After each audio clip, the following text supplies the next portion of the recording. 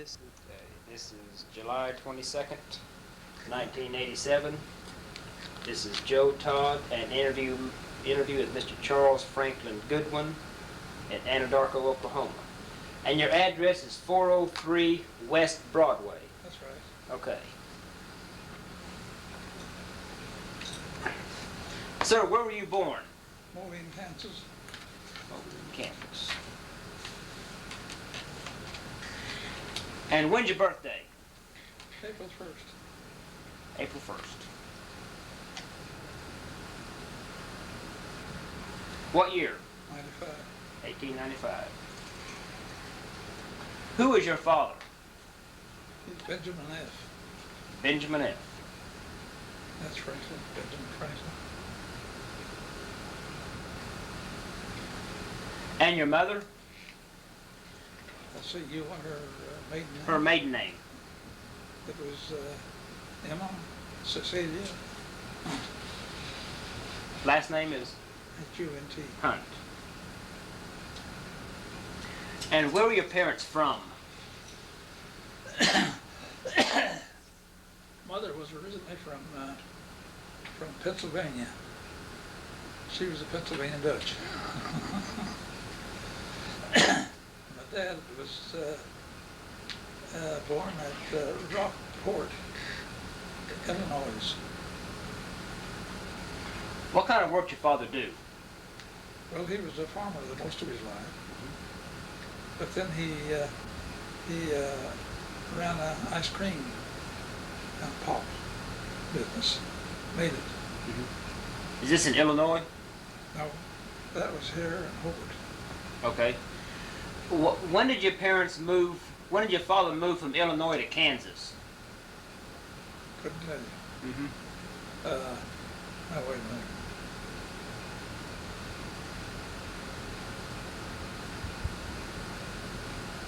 No, I can't tell you exactly. I can't tell you when my mother come from Pennsylvania either. Don't even know what town she's.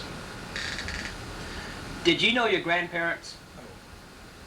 Well, I knew my grandfather Hunt, yes, but my grandfather Goodwin, he long before even I was born. Were either one of your grandfathers in the Civil War? No, I don't think so. Okay. I don't know, but I don't think so. Why did your parents move to Oklahoma? Or did they move to Oklahoma? Well, they come down with all the big bunch in my dad come down in 1900 and looked around, got a location. He located over at Hobart. Then after he got things all set up, went back and had a sale of his farm stuff. He's farming up there in Kansas. Had all that. He drove through. He had 2 wagons and 3 teams. Did you come down with him? Huh? Did you come down with him? No. Then after he got a place, got set up down in Hobart,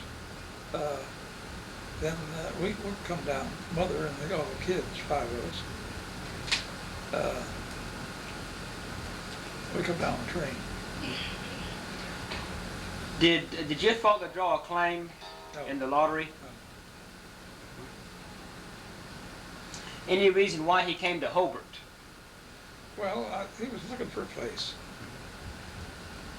And I guess that's where when he got to Hobart, he thought he saw what he liked and wanted. I couldn't tell you that because I was just... Did he buy a place or did he rent? He bought a place. He bought a place. How many acres? No, a town. Oh, he bought in town? Yeah. Okay. Okay. Yeah, he never did go back on the farm. Okay. And you say he ran an ice cream store? No, factory. A factory? Yeah. Oh. He made it and made the pop and put it in bottles. Different kind of bottles than what we have now. What was the name of the factory? Gosh, I don't know. Let's see, wait a minute. I made enough pop cases and painted them and put the sign on there, but all sort. Do you remember what Dad called that place? No, that was my dad before my time. It was something about Crown bottling and ice cream. There's that, I remember that much of it, but I don't know whether it said Anadarko ahead of it or what. Or maybe not nothing. What kind of pop did he make? Everything. It's like they do now. Did he make his own? Oh yes. He did. That is, we had the syrup, and it was up here in jugs or big crop things, and it come down the tube into the bottling machine. And then we had the carbonator. It made the water and mixed the gas in with it, and the machine put all that together and put a crown on it, on the bottle. And that's what it is now. What kind of bottles did they use? Glass. I mean, were they the type that had the cork that floated up and you had to hit it down? That was the state health department out. What I'm trying to say. Anyway, they ruled that was out because they weren't sanitary. And yeah, see, that was the first. Then they changed over to the Crown. That's what they're calling it, the Crown. Bottling ice cream. What year did the state health department stop allowing those bottles? Oh, I don't know. I was too much of a kid. See, when I come down here, 1901, 1902, I guess. I was 7 years old, and I wasn't interested in such things. As I grew older, naturally. Where did your father get the syrup that he made the pop out of? Where did he get the syrup? Yeah. Made it. Well, he made his own syrup. He, well, the way we made the syrup was we'd take 100 pounds of sugar into 10 gallons of water, and then mix that until it was all dissolved, it certainly was. And then that was the raw syrup. Then if you was going to make Coke, my dad was one of the first Coke dealers through Oklahoma. And now they made their own. What I mean, say, we bought all the syrup made up already. We didn't do a thing to the syrup. But Dr. Pepper we did. And then we had lemon, orange, sarsaparilla. Oh, we had a whole list of maybe a dozen.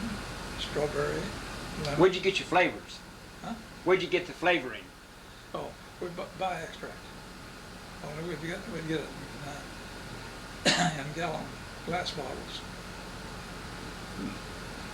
And then we would mix it. Sometimes there's different strengths. Sometimes an ounce to a gallon of the syrup. See, we made the syrup. Now that syrup is nothing in the world but sugar and water. That's all. Then we added the flavor to it.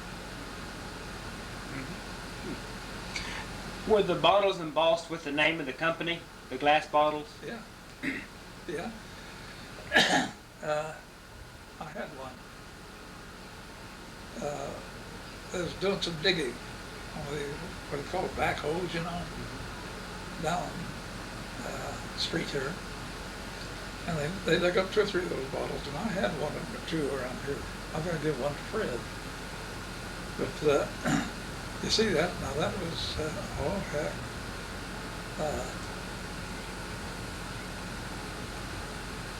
Let's see.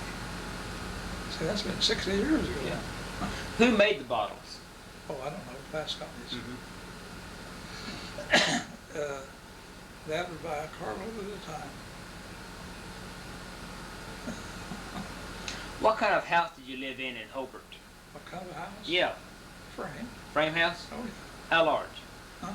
How large was the house? 6 rooms. 6 rooms. Yeah. Okay. Now, That house is still there. it is. You said that you worked in your father's factory. For a while, yeah. What'd you do there? Oh, I done everything. I swept the floor and cleaned it up, cleaned the broken bottles out of the way,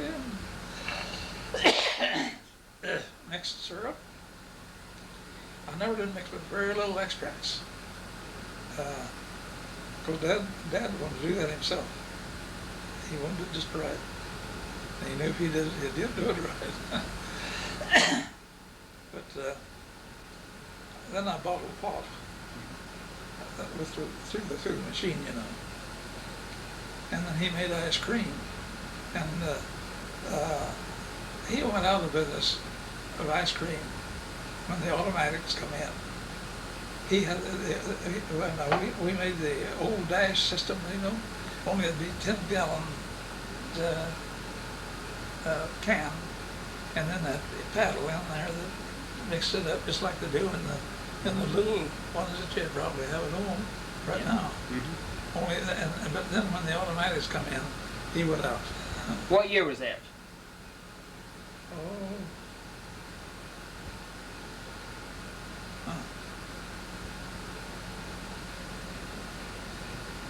That must have been during the war. The first war? Mm-hmm. Mm-hmm. I think it was. It had to be. Mm-hmm. Where did you start to school? Where did I start? Yes, sir. Well, I think I went to school. I don't remember this at all. I went to school up in Kansas, and I was in the country. And the schoolhouse was about 2 miles away. And I was a kid now, probably 4 years old. See, they didn't have the regulations they have now. But I wasn't over 5, anyway. 4 or 5. But you see, there was my older brother and sister. And so I went with them. And I can't tell you all that we did at that school. I've often thought about, now, what the heck did we do? Then, of course, when I come down here, we come down, I think, it must have been January 1902, when Mother and his kids came down. And I went in the first grade. Just within 1 hour. Was that the public schools in Hobart? That is what Was that the schools in Hobart? yeah. Okay. Do you remember Statehood Day? Remember what? Statehood Day, the day Oklahoma became a state, 1907. Yeah, yeah. I was picking cotton. You were. Tell me about that day. Well, I don't know. I was picking cotton. And we heard the fire whistle blow in town. It was out just about a mile and a half from town. We heard the fire whistle blow. We heard all the guns and the not firecrackers. They made their own explosives, that is for 4th of July, things like that. We heard all that and we wondered what it was about, you know. Pretty soon here come a guy on a horseback, just going, you know, and he's coming back, he hollered at a whole bunch of us who got caught in there. He hollered at us. That was Statehood Day. It was the Oklahoma State now, not a territory. So I wasn't in town, though. I was out there in the country. So there was a celebration out there. Well, that was a celebration, yeah, sure. That's I mean, where they call them anvils. They'd take these anvils that the blacksmith had. And of course we had, come on in. You don't have to stay in there. Oh, come on in. What did they do with the anvils? I don't know. I never did see them. But they somehow or other, they would take 2 of them and put one on top of the other. And then they'd put the gunpowder and whatever made them explosive out between them. And then they would fire them. I And believe me, that when those things. I heard, the base of the anvil is hollow. And they'd turn one upside down and put the other one up on top of it and put gunpowder in that hole. Then set it off and it'd blow them apart. That's what I was told. Well, that's, you're telling me something I didn't know. But I never seen an animal fire in my life. I've never seen them set one. I've just heard about it. I haven't. Well, that's what I just heard about it too. I don't think I want to see one fire. I don't know where that thing's going to go. How many pounds of cotton could you pick? How many pounds of cotton could you pick in one day? The most I ever picked in one day, and I started about sun up and I stayed till sundown, 200 pounds. 200 pounds. And that's one day only. Who are you picking for? Oh, everybody. Everybody. Yeah, and whoever needed it. But what I'm going to say though, my average picking, I'd be about 150 to 60, 165 pounds. I wasn't a good picker. I knew one woman that could pick 700 and 800 pounds of cotton in a day. I went out to see her one time, and it didn't look like she was working any harder than I did. But she just got that cotton and put it there. That is Homer Derry's wife. Over Derry. Is that right? That is his wife. I went out on the hill across the river here, just to watch her. And she didn't know I was watching. But I didn't think she did. How large is a cotton sack? Huh? How large is a cotton sack? How large? You know, the cotton sack that you put the cotton in? Oh, there's different lengths. Of course, when I first started picking cotton, I'd just pick in a gunny sack. You know what a gunny sack is? I'd pick in a gunny sack. Because you see, you've got to pull that cotton along. You had a strap over your shoulder. But last cotton I picked, I expect I had about a 10 or 12 foot sack. Now that sack would be, well, however width the canvas was. They just doubled it to seam down each side. And then at the top, it'd be a kind of a bib here, and then down here, then the top front opening. So it'd always kind of gap a little bit, so you wouldn't lose any time opening it up, so to say. And that would hold, I don't think I ever pulled more than 100 pounds of cotton. Don't know whether I ever pulled that much. But others did. Now this woman, I was telling about, she had about a half a dozen sacks. And she had put them along, well, someplace along where she's picking there. But she never touched the sack after she filled the sack. She left it, and somebody else come along and pick the sack up. That is, of course, that would help too. And well, give her a little extra time. But she'd fill those sacks. That's in good cotton. Now, she couldn't do that in ordinary or poor cotton. What's the difference between good cotton and poor cotton? What's the difference? Huh? What's the difference between the good cotton and the poor cotton? Oh, it's the soil. The soil? Just like it, you'd have a good garden some years and you'd fail in some other years. Yeah. You ever chop cotton? Tell me about chopping cotton. How do you do it? Well, you've got a cotton hoe. Now the ordinary hoe that you see around the garden is 6 or 8 inches, but these were 10 inches. And in other words, when they planted the cotton, that's planted by a machine.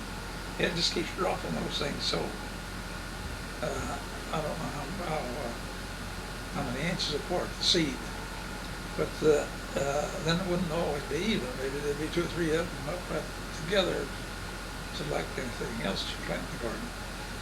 And then maybe there'd be a space. You never replant it. If there's a space in there where the cotton didn't have it, or they run out, the machine emptied. They never went back and cut. But the cultivators, the cultivators, they would run ordinarily, if we was going into a field to chop it, the cultivator would go ahead of us. For instance, they'd try and most of them were discs, some of them were shovels, but most of them were discs.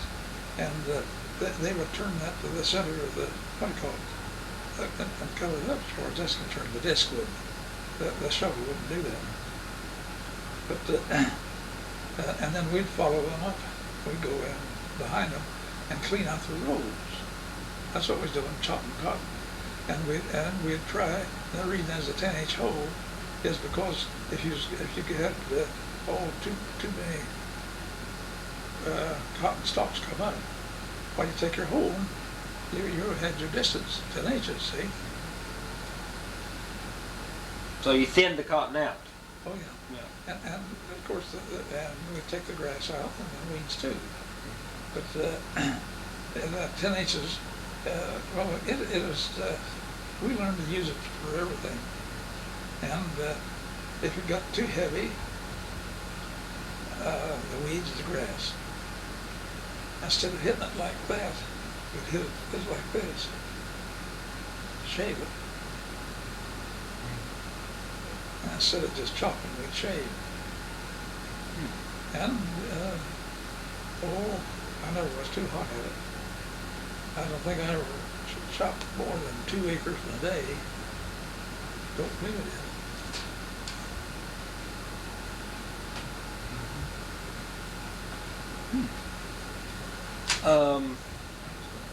What kind of cotton were they growing down there? Do you know? Cotton. Just cotton. Yeah. What chores did you do around the house? Huh? What chores did you do around the house? Well, nothing unless they caught me, maybe. I think that's the answer. What chores? Yeah. Oh, I wore dishes. I've done all those things. But there's always an emergency when that happens. Could you give me a good description of Hobart in those days? What the town looked like? Well, I wouldn't know how to say that. I don't know. It had a square, what you call a square. It is right square in the middle of town. And that's where the courthouse was and the jail. We had the same thing here, and as far as that's concerned. They had the same thing in Lawton. Lawton, Hobart, and Anadarko are all the same age. That we were admitted the same day into the state. And our courthouses, our original courthouses and jails were the same for Lawton, Hobart, and Anadarko. What did the jail look like? Huh? What did the jail look like? A jail? Yeah. Well, of course, it was a red brick building. And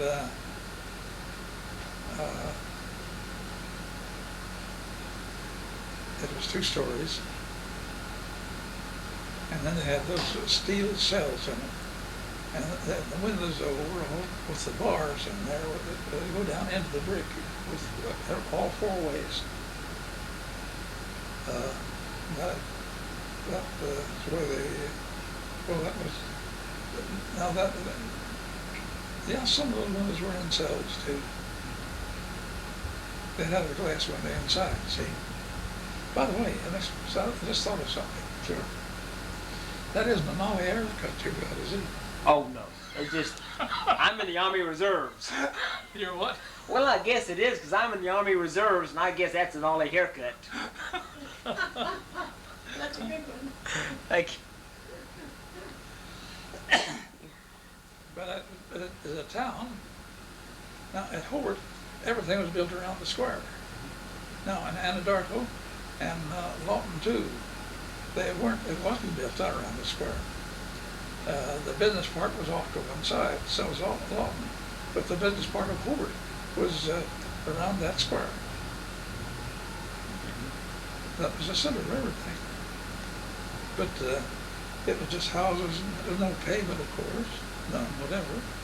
And in the beginning, there was no water works. Everybody had their own pump. And they had their outhouses, as I said. We come in ahead of all that. Now the schools, they were there in Hobart. There's one on the north end of town and one on the south end of town. And then a little later, of course, then they built another one. And a little later, they built some big ones.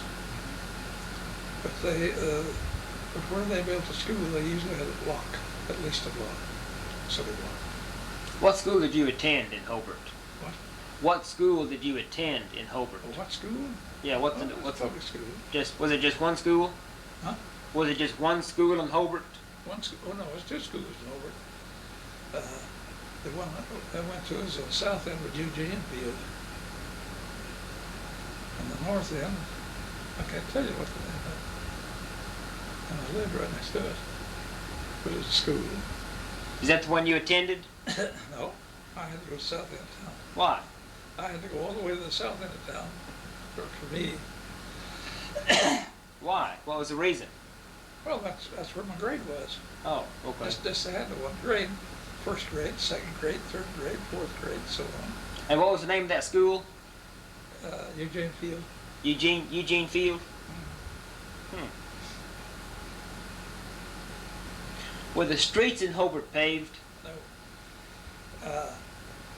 There wasn't and all sidewalks. Now I'm still talking about the beginning. Yes. And all sidewalks were wood. All of them. Now I remember and it's built out of 2x4s, and 6s, 8s, 10s, and 12s. That's 2-bys. And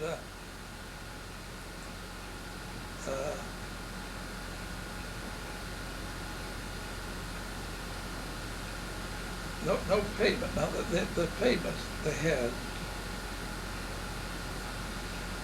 We moved over here in 1909 from Hobart to Andarko. And Hobart had got their pavement a year before that. And when we moved to Andarko, the town was mostly paved as now the first paving is what I don't know. I say the town. They were just finishing up over here. And that was the asphalt. And that paving right out there was some that was laid then, and it's still there. Yeah. So they didn't brick the streets then? Didn't what? They didn't use brick in the streets? Some places they did. Yeah. But now the railroad, all the railroad crossings were brick. Mm-hmm. But that's all gone now, the brick. And Main Street here was. Huh? Main Street was brick for a long time. Main Street here was brick. Main Street was brick when we first came here. Main Street? Yeah. I remember that. You see, along there in front of where they tore it up down there, but in front of the jail. Now that was brick along there with the railroad, but there wasn't any brick.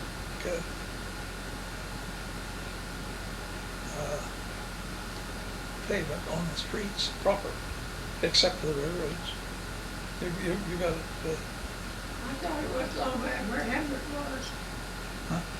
I thought it was where Hamlet was. Now the sidewalks were brick at first, Well, no, that's and they it's been, I expect the last 10 to 15 years, the last brick sidewalks were taken up. What were the streets like when it rained before they were paved? Oh, they're just as muddy like you would if you go out in the country. How'd you cross them? Huh? How'd you get across the streets? They'd have those wooden sidewalks. Oh, they went across the street? Mhm. Mm-hmm. Yeah.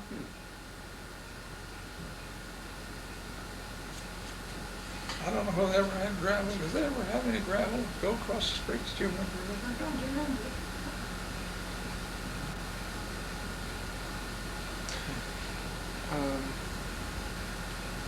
Was there a drugstore in Hobart in those days? What's that? Was there a drugstore or pharmacy in Hobart? Was there a drugstore? Oh, yeah, yeah. Who ran the drugstore? Huh? Who ran the drugstore? Who ran? Yeah. I have no idea. I was just a kid, you see. Would you describe the inside of that drugstore? What it looked like? Yeah, let's see.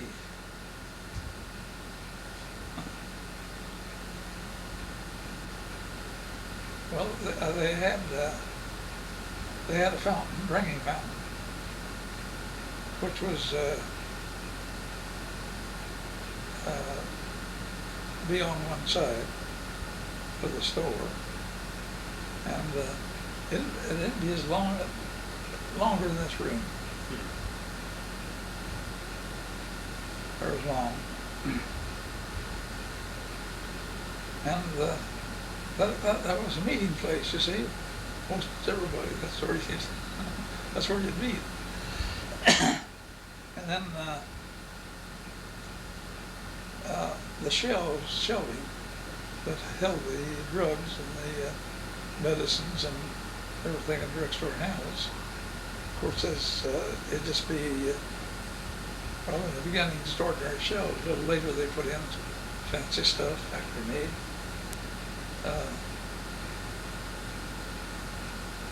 But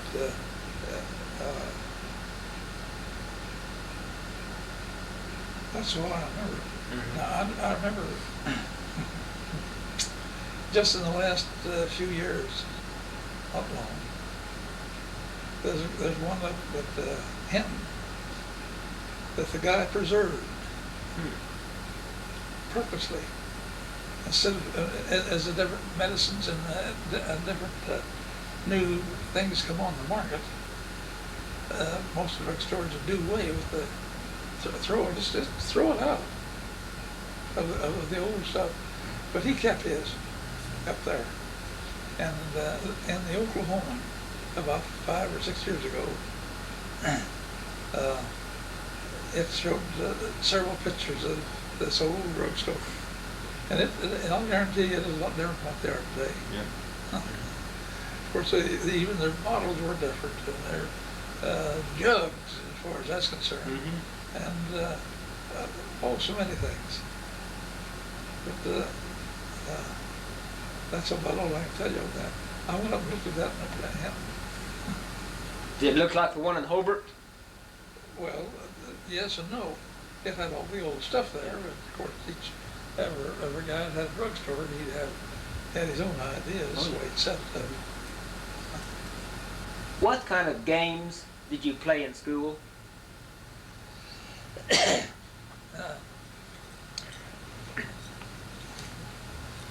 Black bat.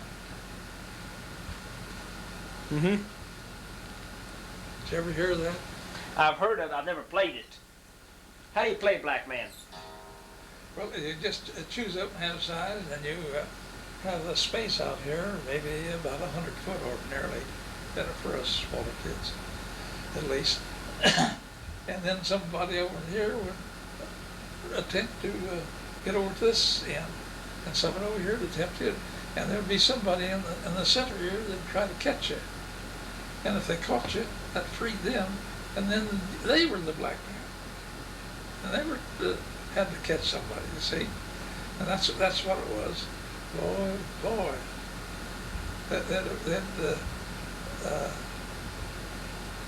Be a lot of them. Maybe on a school ground there'd be 2 or 3 of them going on one time. Games. Another one was run and jump. Boy, now I tell you, some of those guys could really jump too. Maybe as long as this room. Almost fly. Yeah. Now, in school, what kind of mischief you get into? At school? Yeah. Well, uh, until we got a sewer system, turning over those little houses. And, I don't know, that is one of the things that a lot of the kids did. But I don't know, we didn't have the thievery that we have today. And we had usually about 2 or 3 policemen to the town. That's all they needed. That don't mean they had more killings at that time, because we had they had open saloons, and it naturally things were a little rougher because everybody down here had come through looking for something better, and of course that is a better place or a better place to put a business or something, and then. And there were no law against about carrying guns. Half the men on the street had a gun someplace on them. Well, I'll say half of them, maybe not half, but a lot of them. And of course, they all had them at home and had it in their businesses. And it wasn't against the law to kill a burglar. As a matter of fact, we didn't have many laws. You have to lock your house at night? How's that? Did you have to lock your house at night? No. You know, my wife and I took off a 2 or 3 week vacation one time, and my wife always talked about it, and my wife said, "Oh, I didn't turn the gas off." So I stopped and called my next door neighbor, and she come over, house was unlocked. Turn the gas off. But no, until I'll say until 10 or 12 years ago, we didn't even have a key to the house. No lock. And that'd go for the garage too, the outbuildings. We just didn't need it. Although they were getting to where they were beginning to steal more. Were you ever inside those saloons in Hobart? Yeah. What do they look like on the inside, the saloons?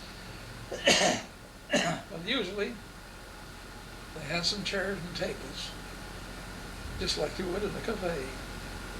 And they were for the guys who just come in and sit there and drank and drank and drank. They didn't have food. The saloons didn't. But that was just drinking. And once in a while they'd build a long table, like they have down here in the park, you know. That's that side. Now the other side was the bar, and they all had the most beautiful mirrors and back bars you ever saw. I mean, they were works of art. And they'd have all kinds of this, and they'd have, I don't know how they made it stick to the glass with some kind of glue. A little shelf and a bottle, just one bottle maybe on that, and so on. But then the front bar, that is one where you bought your drink over.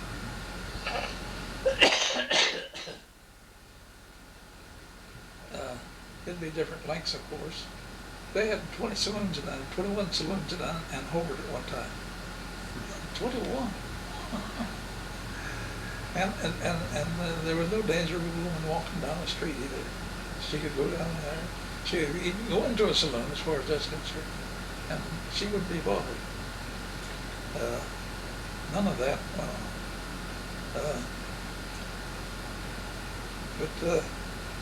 But that front bar, it was a work of art too. And on the front of it, it would have a roll thing. It'd be as big as that. Long, and your I guess that's because maybe they tipped the beer over with snow. This would stop it, wouldn't let it get out on the I don't know about that. How did you celebrate Christmas in the early days? Do what? How did you celebrate Christmas in the early days? Oh, just like we do today. Mm-hmm. With only everything on the tree practically, like the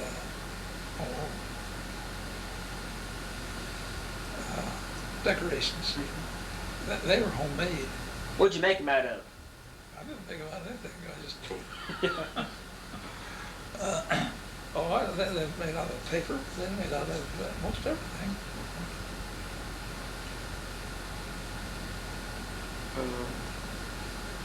What kind of toys did you get for Christmas? What?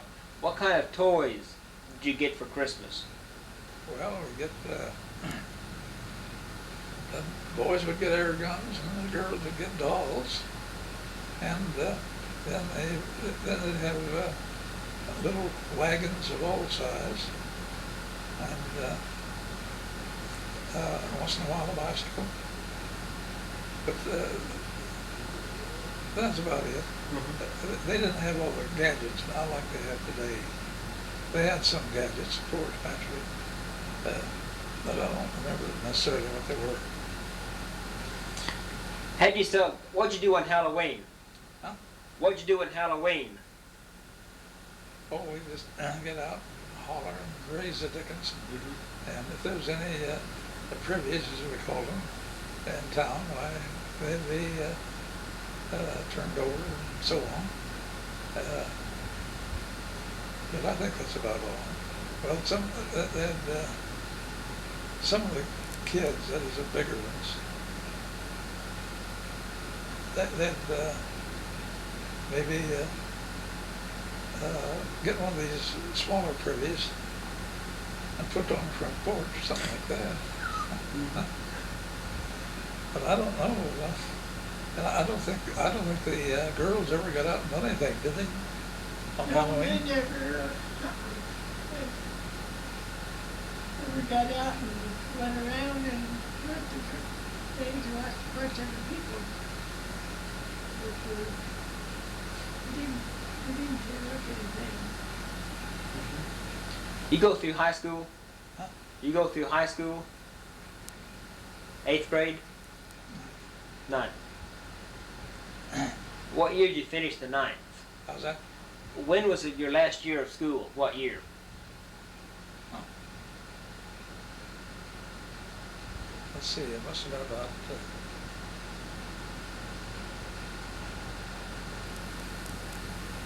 trying to think, I don't know. 1910, 9? 9 or 10 or 11, Yeah. somewhere in there. What'd you do after high school? What did you do after that? Yeah. I went to work Where? here. Or What'd you do in Anadarko? what did I do? Yeah.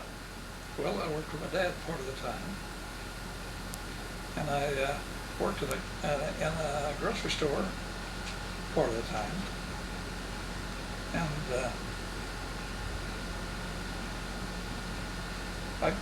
there wasn't regular jobs I could get. I carried newspapers. Which newspaper did you carry? Huh? Which newspaper did you carry? What newspaper? Yes. Well, the ones down here now. Same ones? Yeah. Well, it's I think it's changed its name a time or two, but it's the same outfit. It's continuous. Well, I say continuous over chip. I mean, it's the business continued. That's what I mean. Of course, the owners have changed. What grocery store did you work in? One called ABC. What'd you do there? Well, what's in everything? Swept the floor, put up groceries, and waited on trade. Everything there was to do. You know, one thing I remember that was peculiar to me. These big paper sacks, about the same size they have now, the big ones. We'd take those, and he had a can that's about so big around and about that high, and that's the way we sold the potatoes mostly. We sold them by the peck. And this tin thing was a pick. And they see it had no top and no bottom in it. And you'd set that down in the paper sack. And then fill it up with potatoes. Then pull out your horn over here, and you had a pick. Mm-hmm. And that was one of my jobs. Remember now, I'm still a kid. Okay. And that was the most peculiar thing, and that was to me, and that's really just made an impression on me, see. And I had to do that every morning as one of my chores. And we'd have maybe a sack of 10 or 15 of them on the counter here. Somebody said potatoes, just went down and got a sack.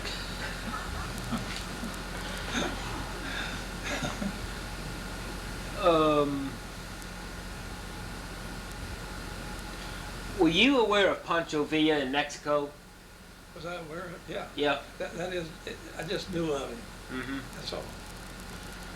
What about the war in Europe? Huh? You know, the war in Europe started in 1914. Yeah. Did you keep up with that? No, I didn't go to the United States got into it. Yeah, 1917. Yeah. Yeah. When did you join the Marines?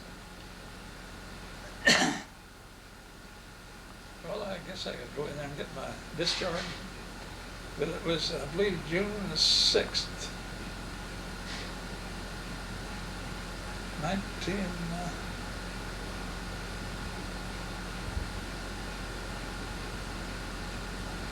let's see, I had 28 or 29 months in.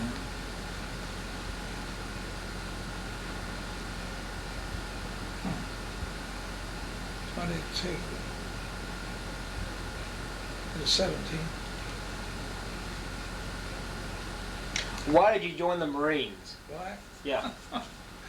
Oh, this is a funny story. I tried to get one. I left home when I was about 16 years old. I was just nothing but odd jobs for me to do around here. And I wanted a job. And so I left. But when I left here, I first went to Oklahoma City. Naturally, a bigger town, for a little boy. And joined the Navy. When I got down, they shipped me down to Dallas. And when I got down there, they turned me down. There I was loose. No money in my pocket. But they seen me through for 2 or 3 days. And by that time I got me a job. And the same job that I'd done with my dad. So I was right at home for that. But now that takes care of the Navy. I went to, they turned me down, I got flat feet. And that is a sin then, oh boy. They don't pay attention to it now. But then the Army, I was working in Detroit. Mm-hmm. And that was, well, just before I joined. But I was going to join the Army. I didn't like the Army, but I thought, well, that'd be the easiest thing to get into because the Army was taking everything. I went up there and I didn't know anything about rank. I didn't know about the stars and maple leaves and bars and all those kind of things. So I went up for some recruiting. Now the war was on already, so I went up there, and I don't know why or what happened to. I can't remember that. Only I was disgusted with them, whatever it was. I couldn't see the right guy or something else, and boy, I'd lay down on him and I told him. And some guy come out of there with he was a lieutenant colonel. I didn't know it. He had a silver maple leaf. And he said something to me, and I jumped right back at him. And said, I don't know why we didn't go into the fight. Because being a kid and away from home, I had to deal with fighting once in a while. And I was ready for him. And when he turned me into Elvis, another fellow that had 3 stripes on his arm. He says, "Hey kid, get out of here. Well, you're jail free." I said, "What do you mean?" He said, that guy is so and so and so and so. I said, "What good does that make to me?" But anyway, I took his advice and I left. So I walked down the street, about a block away from there or two, and Marine Corps. And I walked in and talked to him a minute and said he had taken any recruits. And one guy sitting back there, he looked at me. He said, "Where have you been? I've been looking for you." Yeah, of course, he just poured it on. But I took the examination. They didn't even check my feet. I got in. After the first year, I guess when I was going overseas, they checked me. They found my flat feet. What'd they do? Well, they had me up for discharge, and I went over and they that's at Quantico. And I went over and talked to the commander. He was there, Lejeune. He hadn't gone to France yet. He went over and failed completely. They sent him back, and I think he didn't live too long. He just died of a broken heart. But he heard me talking to one of the other guys in the office center at Quantico.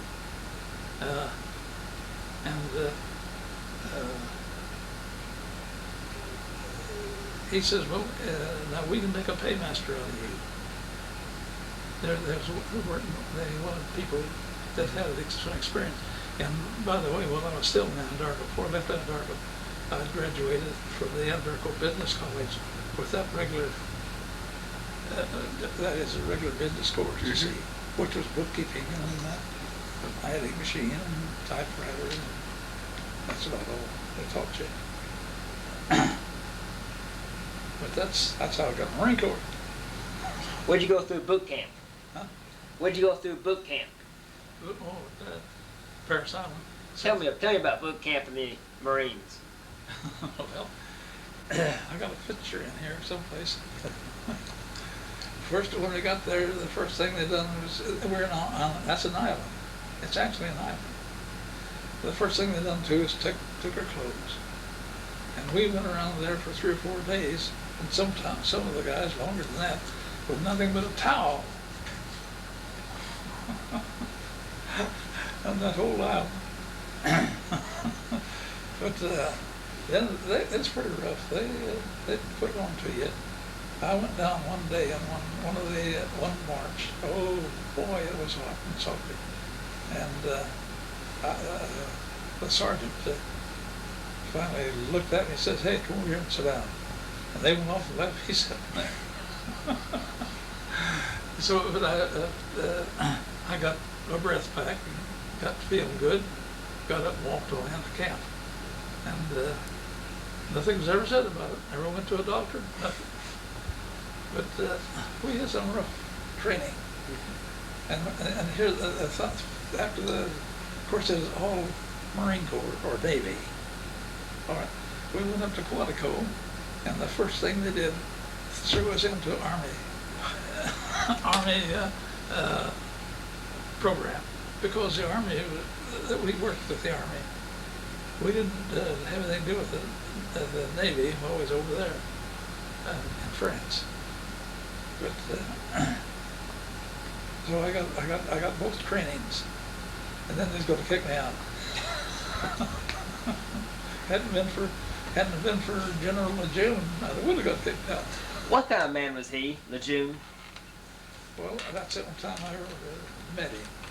So all I can tell you is he's about my size. Mm-hmm. That's what I learned to tell you. Only I know when he told those guys to go ahead and put me in this paymaster business. I worked for the Red Cross. That's the first job they gave me. Was over at the Red Cross. Doing what? Behind the counter, doing everything. And We've sold stamps, we take money orders, we've done everything. And that scared me to death. It did, really. And was a fellow, I don't know, he's just ahead of me or behind me. But he absconded with a lot of folding money. And that's what I was afraid of, that something was going to happen. Because here we was working in the Red Cross, and here I had my Marine uniform on. But that wasn't very long. When Lejeune told him, send him down to the paymaster. And so they give me about, I guess, 2 months' work before we went to France. Where did you leave for France? What harbor? When? When and where? Well, from Quantico. Quantico? That was made up, and the train took us into New York City, and then then we went on the boat the next day. You passed the statue? Huh? You passed the Statue of Liberty? I can't remember. Mm-hmm. I believe it was dark when we went out. I guess. What was the name of the ship? Wait a minute. I know the name of the one that we went on coming back. No, that's right. Agamemnon. It was one of the biggest ships on the water. How many men were on that ship? How many what? How many men were on the ship? Oh, thousands. It is a big thing. Where'd you sleep on the ship? Where did I sleep? Yeah. About 3 or 4 stories down. How were the bunks arranged inside the ship? 1, 2, 3, 4. And there's about that much difference in each one of them. You had about that much space. And which one was your bunk?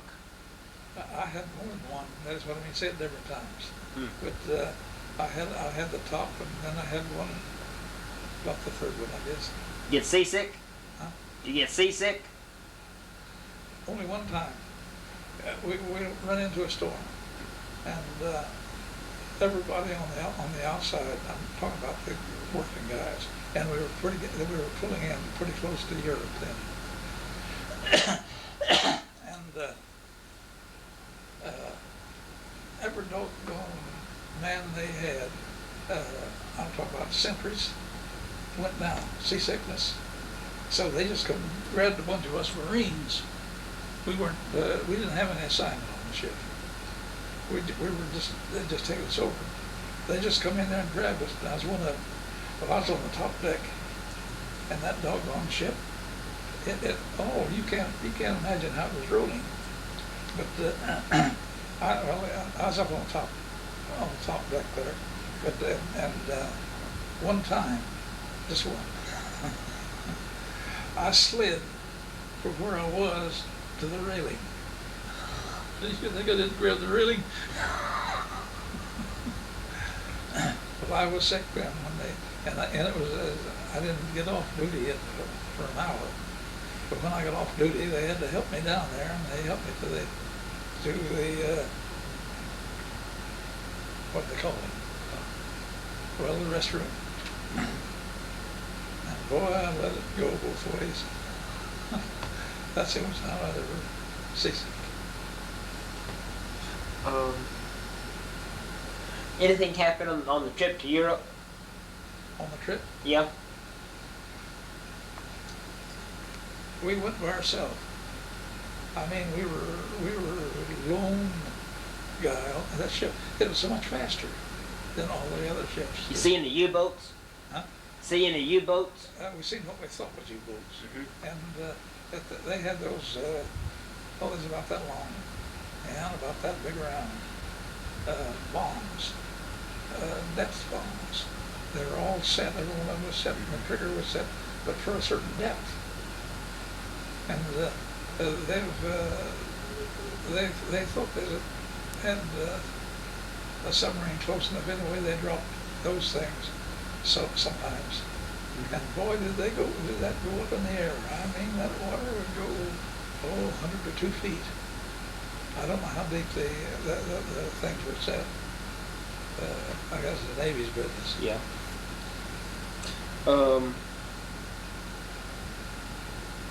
You ever trained to go in the trenches?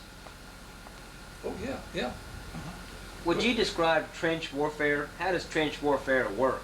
Well, no, I never was in it. I just had the training. Yeah. Tell me about the training. Well, we were in the, we first we'd go out there and we'd dig the ditch. And it'd just be like any ditch. And it'd be, some places it'd be 5 or 6 foot deep, and other places it wouldn't. But we'd always throw the dirt. The dirt was always thrown to against the enemy. And our training was in those things. That's getting in, getting out, and taking the orders, and a lot of things like that. Just training. And of course, I'm always climbing and digging too sometimes, and that didn't hurt her muscle any. So tell me about your duties in France. What'd you do? Never done a thing in the world, but paid soldiers, paid Marines. You know, after we went into Paris, we went into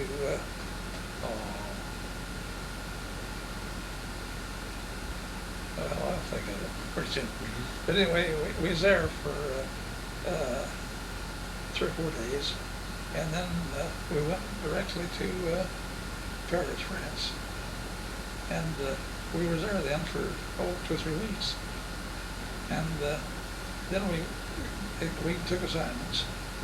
And I went down to Bordeaux. As a matter of fact,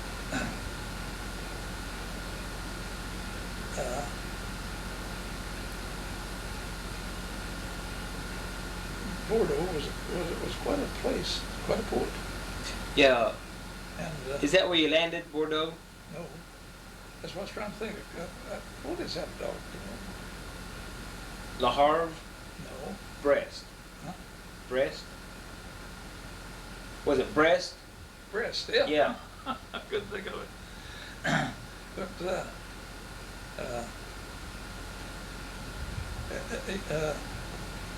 while we were at Brest, there's something I saw.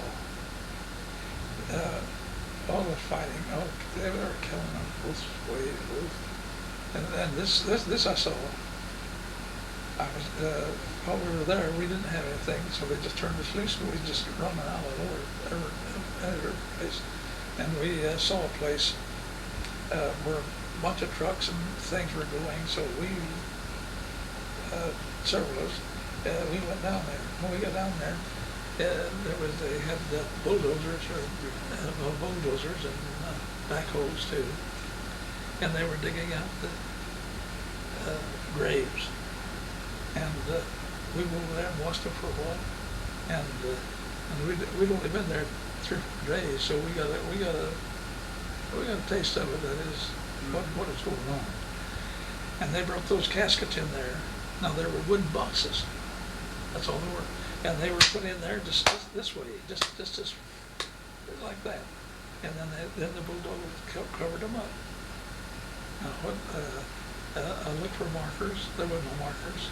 I don't know how they ever knew who was there. I guess they had some kind of method, but I don't know what it was. But what was the question you said?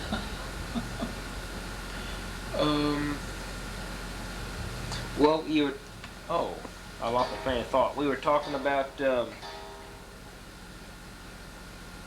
going into Brest. Oh, what was it like? Yeah. Well, that's out about a day out. Now, of course, a ship don't travel very fast when it's compared to airplanes. About a day out, that's when we saw our first airplane. And he was making some big circles. And we dropped a bomb or 2 along in there, too, before we got to Brest. Bay of Biscay, is that it? Coming in there? I believe it is. Anyway, that's a tremendous place. But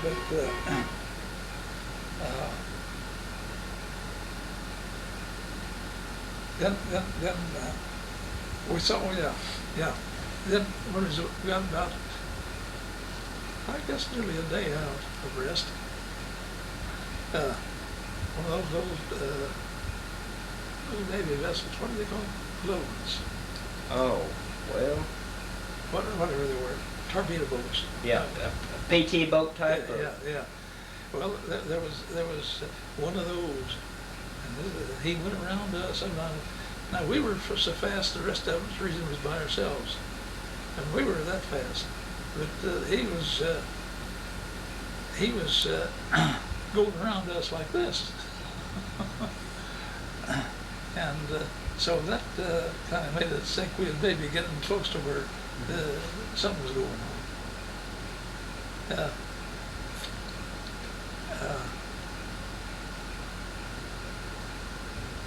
We had another experience. Yeah, during this same storm I was telling you about, there was another ship just as fast as we were, or maybe a little faster. We met, and we were running side by side. And one time, all the lights went on like that, and you wouldn't have a light no place, but all the lights went on. What the world's going on? And there was this other ship 75 feet away from us. And that other ship, Von Steuben, was the name of the other ship, and it was a warship. And it was a captured. It was a ship that got come out and was going to blow New York up, I think, and they kept following him, said, "Oh, going close." And they finally got him cornered down here in South America someplace, and they ran out of fuel. And so they went in and captured it, and they used that for and they changed their guns, of course. Yeah. It had lots of gun ports on it. Were the two ships going to collide or what? No, but that's what I say, there's that close. Yeah. But these lights come on. And we divided again. Yeah. So, what were your duties as paymaster in France? What'd you do? Oh, one of our duties were, we were unattached over there, mostly. And when we were attached, it's just for meals and place to sleep and so on. But we go into these hospitals, these big hospitals. And one hospital we went into, I saw on one street, there's nothing but knee injuries. And there must have been 20 or 30 buildings. And there was 30 or 41, or what is it, men to one of those buildings. And every one of those were knee injuries. And that was something I'll never will forget. So I began making questions. And they said the Germans were taught, if you could, it's better to hit a man on the knee than just to kill him. If you kill him, he's dead, he's gone. But if you hit him in the knees, he's through, and he takes another man to take care of him.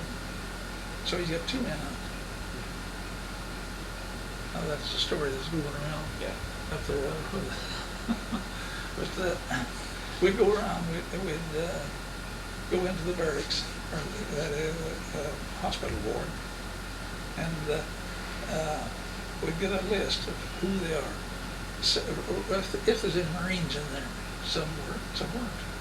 And if there's a Marine in there, we'd go in, we'd get his record, and if he wanted some money, we'd usually give him a little money, not too much. But we run across Marines that had been over there 2 years and never had a cent since they got there, not a penny. And so we'd like I say, give them some money, and go on about our business. And then once in a while, a company would come along, a whole company, maybe a regiment would come along, and we'd pay the whole regiment, or the whole company, whichever happened. Did you pay him in cash or in script? No, cash. Cash? Yeah. What kind of security did you have? What kind of security or bodyguard did you have carrying all that money? When we went from Paris to Bordeaux, we carried $1 million. Now wait a minute. There was 4 of us. That's all. this four Marines, we had this money. And we didn't know we had it. You see, we knew we had some stuff there. And then we was taken down to Bordeaux. But we didn't know there was anybody in there. We didn't. But when we got to Bordeaux, though, when we got off the train, boy, I'm telling you, there was a whole bunch of us soldiers.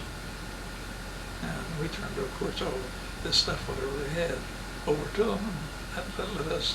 But we didn't know it. Then after that, they told us what we had, what they had. And that was, no, that was kind of funny. And to see those guys,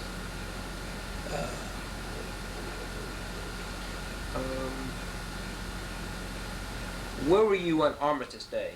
huh? Where were you on Armistice Day, the day the war ended? Oh, I was in Bordeaux. I was there the rest of, they stationed us at Bordeaux. And we got them as they went through. That was a big port. And there were ships going through there every day. And Marines got mixed up with the Army in such a way that lots of times it'd be Marines and Army and Marines and Army. Did the Marines and Army guys get along together? Well, as far as I was concerned, I never saw any trouble. Was there a big celebration on Armistice Day in Bordeaux? Huh?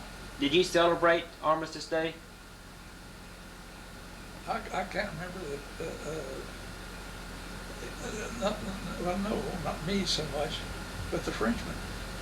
I'll bet you I got kissed 200 times. But that now that's all.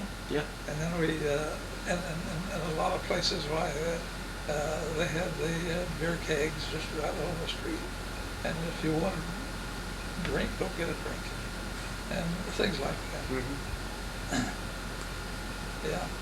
Then when did you come back to the States? When? Well, let's see. Well, let's see, I was discharged in September. So it was the last part of September. Must have been August when I come back. Of 19? 19. So you in the Army of Occupation then? No. No? Because the war was over in November of 1918. Then you stayed there till September the next year? Oh, no. It'd be 18 then, because we came home, well, not too long after that. Yeah. So you came home The war was over? in November of 1918? It was I know then I come home, it was next September the time I got home. Okay. Yeah. Did you come back to New York Harbor? No. We come down at Newport News. Newport News? Yeah. Mm-hmm. And there was only 7 of us guys in this special unit, paymaster unit. And that is, I mean, enlisted men. Then we had 2 officers. I was the last guy out. They hadn't come, I wasn't sworn up. I didn't know what was going on ahead of me, you see. And those guys were getting their records out and getting them set up, and they were gone. What unit were you a member of? What unit? Yeah. Oh, several. I was assigned here and there and there for different purposes. Yeah. Go ahead. Well, because of the type of work we were doing. Mm-hmm. Did that paymaster unit have a special designation? You said that there were just 7 of you in that unit? It was, let's see.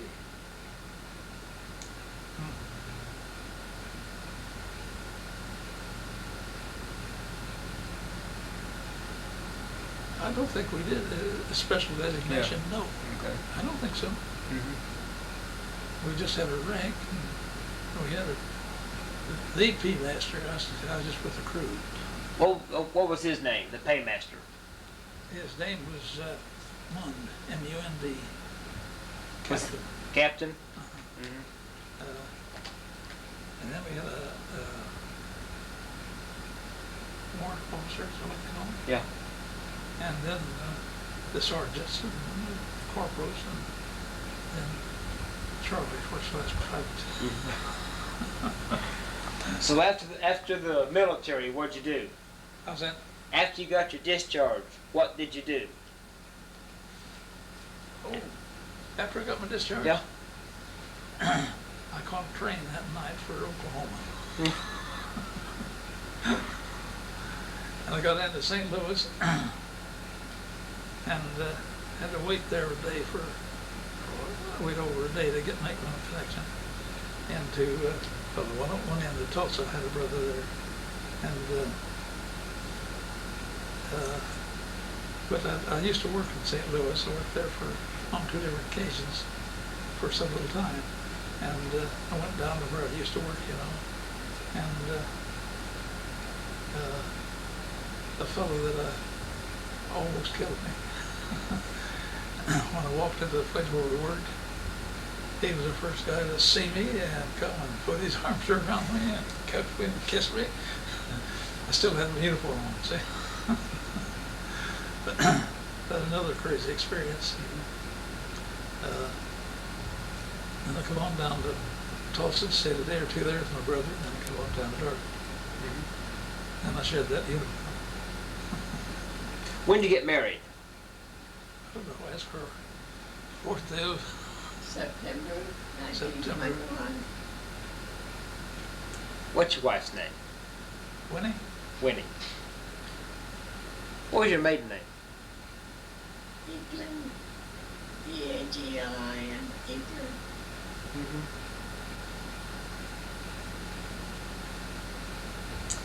Let's see.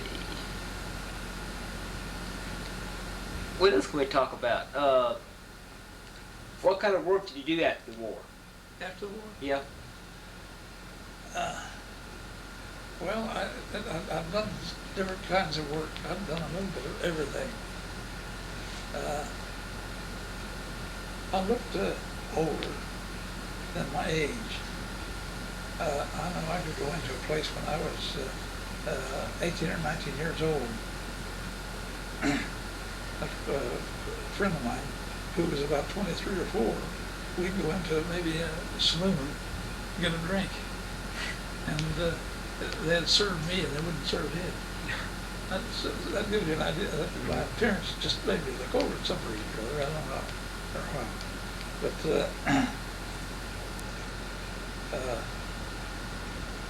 what was your question? What kind of work you did after the war? Yeah. Well, when I come down here to Anadarko, I just stayed here for a week or two. At Tulsa, though, I stopped and asked him. I went to an insurance company and talked to him. I used to work for an insurance company before the war, and so I went and asked about that, and they said, yeah, they'd give me a job. And time we got ready to come on back. So when I got into Oklahoma City, I had to lay over there a day. Mm-hmm. Here.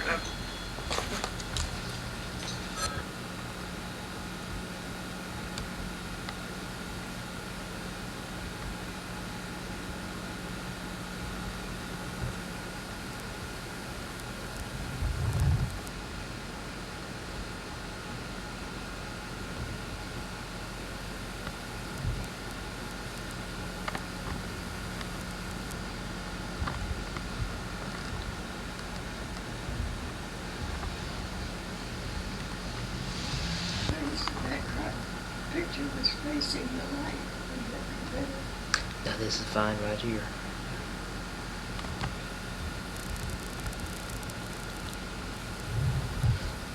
Go into a community, small, most of them, schoolhouses around, where they were used, country schoolhouses, where they were used for community places, and we'd go if there was a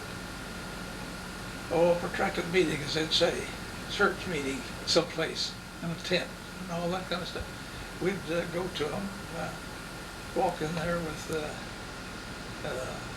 maybe 10 or 15 or 25 or 30, whoever wanted to go, with their capes on, and present them with maybe $20 or $25 or $50 according to the size of the group and so on.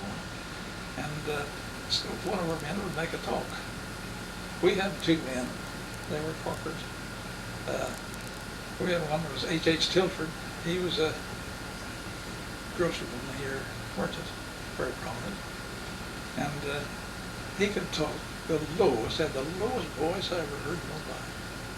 And I'm telling you, he'd make the chills run down your back. And he was the people in there too. But we never were in any trouble. We weren't accosted. We didn't accost anybody. I say we didn't. There's things I learned years after it's over.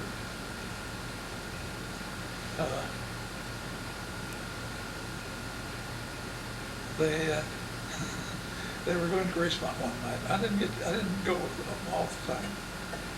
Where were they going? Where were we going? Yeah, where?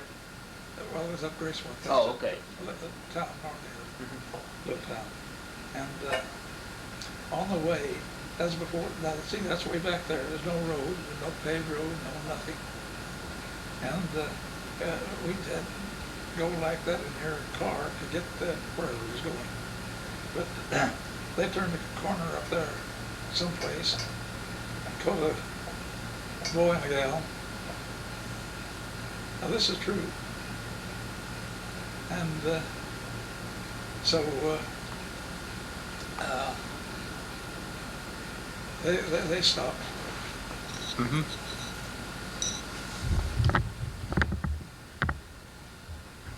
Oh, go ahead. Yeah.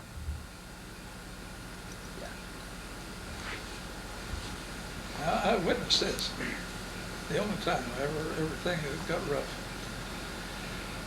But this guy with the coarse voice and another guy that was as big as a door. He's just about as big as a door too.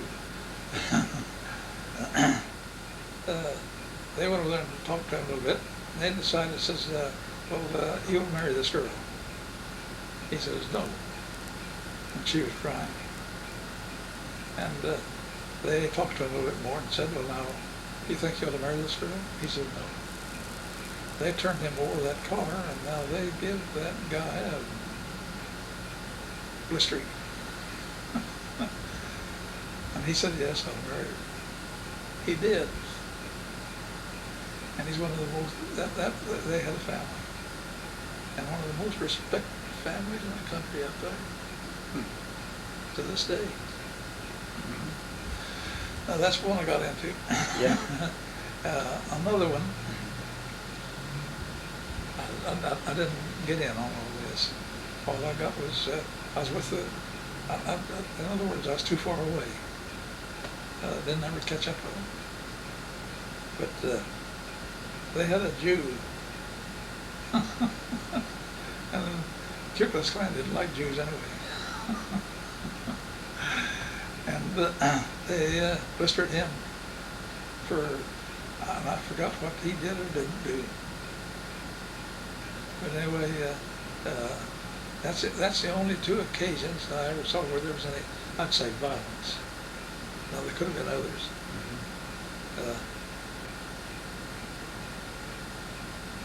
But all the rest of them was something where we went out and we done something nice for somebody, or we helped somebody out. And it was the family up north of Carnegie that was having all kinds of troubles.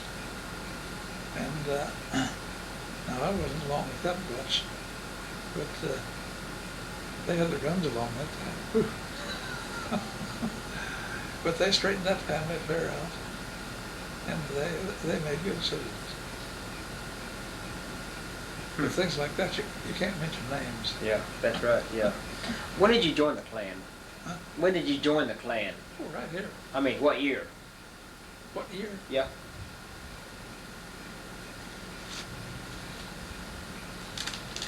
Does this tell you anything?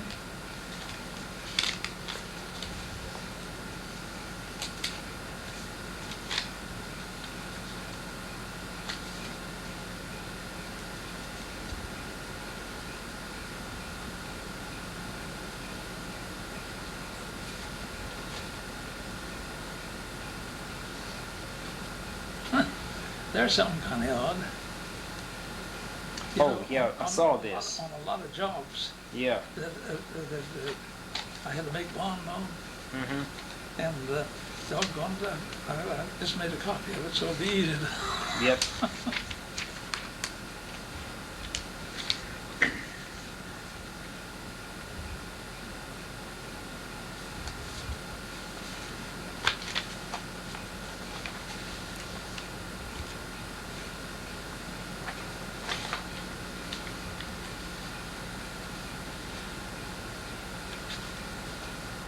Let's see, I don't know whether I know what I'm looking for. I think it's a blue piece of paper. I think it's that one right there.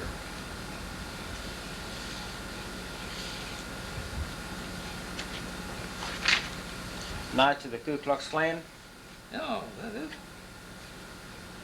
September 19th, 1924. And we were, what I'd say, active for probably, maybe a year and a half. What were your duties as secretary of the Klan?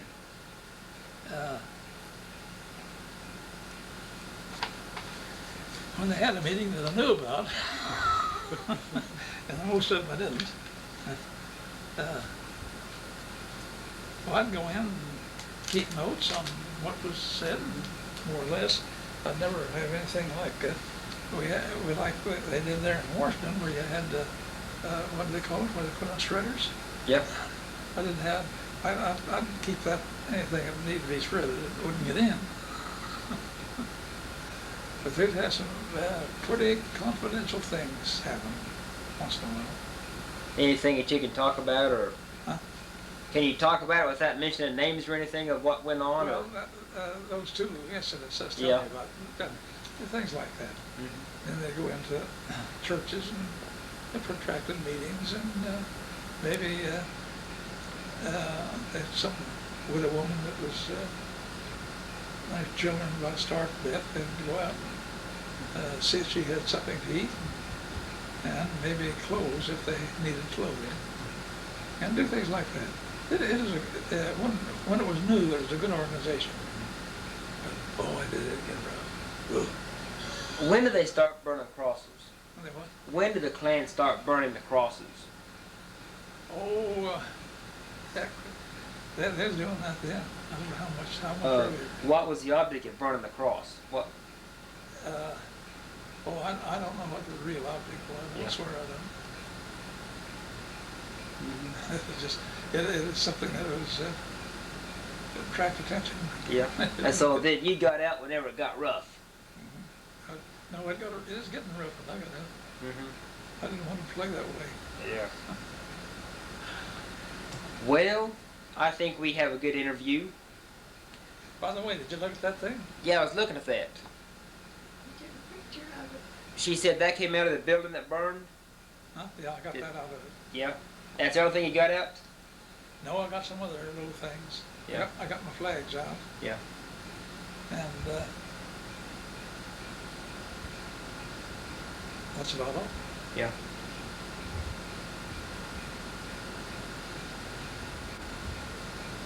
Yeah. Now that was the Kettle County men, and their names are in that on the star, you know. I was going to read those names off.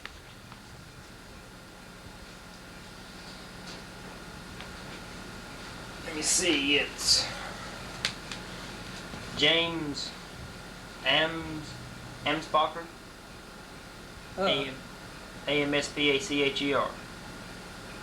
killed in France, 1891-1918. Oscar C. Armstrong, killed in action, 1896-1918. William C. Brown, killed in action, 1892-1918. Willard W. Beckham, killed in action, 1891-1918. Wilmer Clancy, killed in action, 1890-1918. Gus Cannon, killed in action, 1888-1918. Leo Chapman, killed in action, 1897-1918. Robert L. English, killed in action, 1895-1918. Frank Phinnessy, Phinnecy, died in service 1895-1918. Samuel L. Estes, killed in action 1895-1918. Earl S. Gatlin, killed in action 1895-1918. Orloff R. Gilbert, killed in action 1894-1918. Jesse Verne Gillum, died in France 1894-1918. Frank L. Graham, killed in action 1893-1918. Earl Gasaway, killed in action 1896-1918. Claude Griffin, died in France 1894-1918. William J. Havens, killed in action 96-1918. Gus Hillert, Hillert, killed in action 93 to 1918. Walter Heffron, killed in action 92 to 18. Frederick Hollarn, Hollarn, killed in action 88 to 18. Joseph C. Harrison, died in camp 93 to 18. Frank Kamm, Kamm, died in France 97 to 18. John Cardokus, Cardokus, died in France 93 to 18. Albert Lynch, Linch, killed in action 92 to 18. Sam Yoder, died in service 94 to 18. James C. Wilkerson, killed in action 95 to 18. Frank Paul Wind, died in service 97 to 18. Louis G. Timken, died in camp 95 to 18. Reuben S. Talent, Tallent, killed in action 96 to 18. William E. Self, died in service 94 to 18. Earl L. Schultz, died in camp 92 to 18. William V. Smith Peter, drowned at sea 1918. Henry T. Rogers, died in camp 88 to 18. And that's Barham, Baram, Archie Rich, died in camp 96 to 18. Oscar I. Rollins, killed in action 92 to 18. Roy L. Rinker, killed in action 94 to 18. William B. Newell, died in camp 93 to 18. Chester M. Pittman, died in camp 88 to 19. John C. Propper, Propper, killed in action 99 to 18. Fred F. Osborne, died in camp 96 to 18. Fred S. Nix, died in camp 97 to 18. Carl O. Metz, died in camp 89 to 18. Ollie C. Link, died in France 87 to 18. Lonnie L. Lyon, died in France 93-18. John Thomas Lyons, died in camp 91 to 18. Dennis E. Leonard, killed in action 89 to 18. Timothy Leonard, killed in action 87 to 18. And Luther V. Lance, died in service 96 to 18. Yeah, you know, there wasn't one of those guys I knew personally. There wasn't. No.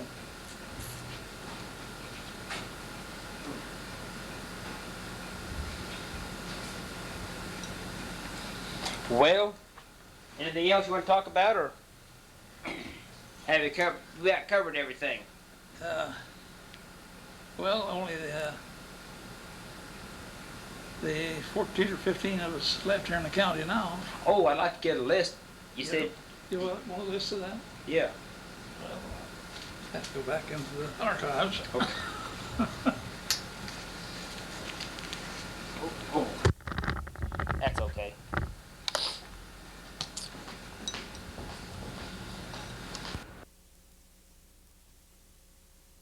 Now, ma'am, what's your full name again?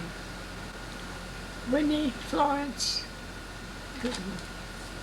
And what was your maiden name? Eaglin. Eaglin. And where were you born? I was born in Illinois, When's your birthday? October the 1st, What year? 1896. 1896. Who was your father? Arthur T. Eaglin. And your mother? Mary Agnes What was her maiden name? Simcox, Simcox. C-O-X. And where were your parents from? Do you know? They were from Pawtucket, Illinois, as far back as I know. When did you come to Oklahoma? And the opening of the company In came along about the same time Charles did. about 1901? Mhm. Did your father come down for the great lottery? Well, he came down to find, you know, get something, you know. For the Did he draw a claim in that lottery? No, he didn't get one. He didn't. No. What did he do after he didn't get a claim? What did he do? Well, Papa taught school, and then too, he was a handy mechanic, and he did lots of work around gins and things like that for our his son-in-law, as well, my brother-in-law. Where did the family settle? Uh, Where did you live in Oklahoma when you first came here? Oh, with the type of work that Papa did, we moved around some, and we first located in. I've always made my record as of up here in Hinton, Oklahoma, and then we lived in Carnegie, we lived in Fort Cobb, and we lived in Godebo, just places where we did send Papa on the gym work, you know. These are cotton gins? Yeah, and then we came here in Anadarko in 1912. Did you ever live in Bridgeport? Oklahoma, yes. What year?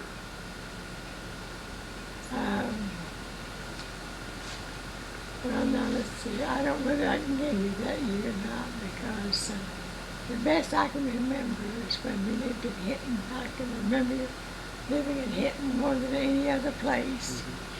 And Did you know a family named Reed in Bridgeport? no, I was just a little. Yeah, I was just curious because my grandmother lived in Bridgeport for a while. Oh, she did. Yep. Well, She lived down there about 1907 or 8, 9. well. What kind of house did you live in? You know, moving around so much. Oh, in frame houses. Frame houses? Did the gin provide a house for you to live in? Huh? Did the gin have a house for you to live in? Well, no, you might say they furnished a house for him wherever he went. But a house was furnished for the family. Huh? Oh, yes, family did their own. And how'd you travel from town to town? Most of the train. By train? Yeah. Do you remember Statehood Day? 1907? I remember Statehood Day, but I don't remember any of the activities. Were either one of your grandfathers in the Civil War? No. And where did you start the school? Where? Yes, ma'am. Well, the best I can remember was up at Hinton. Was it a country school? No town. In town? How big was Hinton in those days? Oh, about like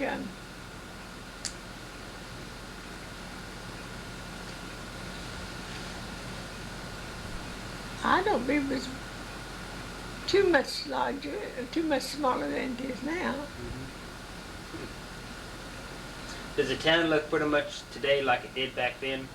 Yeah, It does? Hasn't changed that much. hasn't changed very much. Who do they name Hinton after? I don't know. And I was going to ask, did you do any work for the war effort in World War One? Well, not anything in special, you might say. I was in the women's work, in the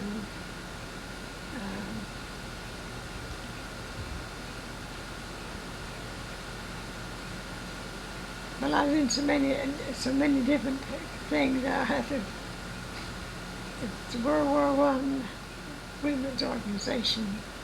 I was secretary, treasurer, president, and everything of the World War One women's organization here in Anadarko for, I guess, about 10 years. How many of the women are left now that were in that group? There's none of us that are, I say none of us that are workable. During the war, did you do any work like knitting or wrap bandages during the war? Well, I did some bandage wrapping and things like that. Just like making it. Oh.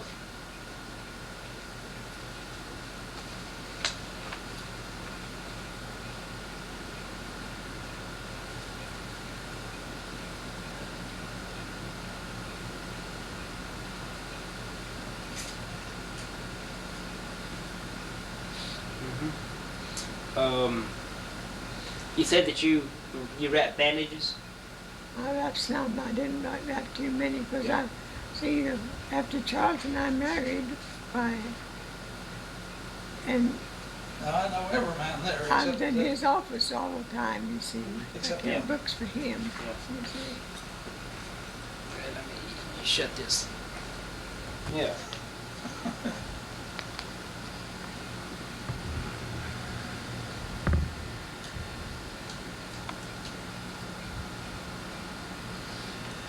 Got me a hold for you? Well, I'm trying to. Yeah. Hold it back there and I'll zero in on it.